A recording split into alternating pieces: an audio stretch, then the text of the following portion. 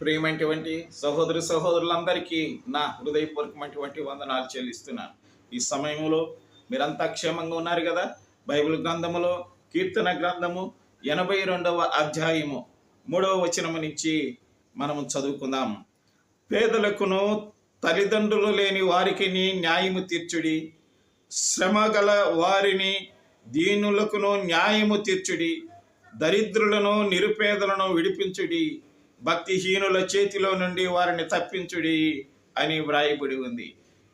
In English, give justice to the week and the fatherless, maintain the right of the afflicted and the destitute, rescue the weak and the needy, deliver them from the hand of the wicked అని వ్రాయబడి ఉంది. నా ప్రియమైనటువంటి సహోదరులారా, దేవుడు కనికరము కలిగినటువంటి దేవుడు, కృపగలిగినటువంటి తండ్రి.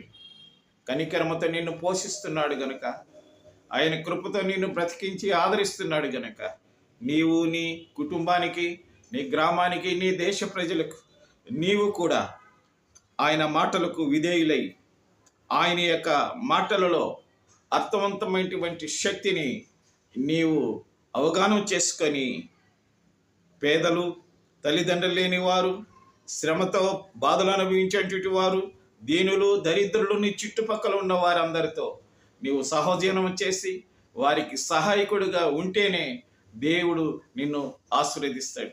కనుక నీవు అందరికీ సాధ్యమైనంత అందుబాటులో ఉండాలని ప్రభు పేరట నేను మనవి చేసుకుంటూ సెలవు తీసుకుంటున్నా. ప్రార్థన చేసుకుందామా? మా పరలోకమందునటువంటి మా పరమ తండ్రి, నీకు వందనాలయ్యా, స్తోత్రాలు. ఈ సమయంలో అయ్యా, మమ్మల్ని ఉద్దేశించి నువ్వు చెప్పినటువంటి నీ వాక్యం కొరకు, అవును స్వామి, మేము మాత్రమే కాకుండా, మా కుటుంబం మాత్రమే కాకుండా, మా చుట్టుపక్కల ఉన్న వారిని గమనించమని అర్థవంతముగా అర్థం చేసుకొని ప్రభువ, ప్రతి బిడ్డలకు మా స్వామి అతి సమీపములో ప్రభువ, నాయన సహాయకులముగా, నాయన సహోదరులముగా ప్రభువ, ఒక రక్తముతో పంచుకున్నటువంటి రక్త సంబంధంగా పరిశుద్ధాత్మ తండ్రి, నీవు మమ్మల్ని ఈ లోకములో పంపించినందులకు నీకు వందనాలు చెల్లిస్తూ, ప్రతి బిడ్డలము నీ ఆశీర్వాదాలతో బ్రతుకుదుముగాక స్వామి.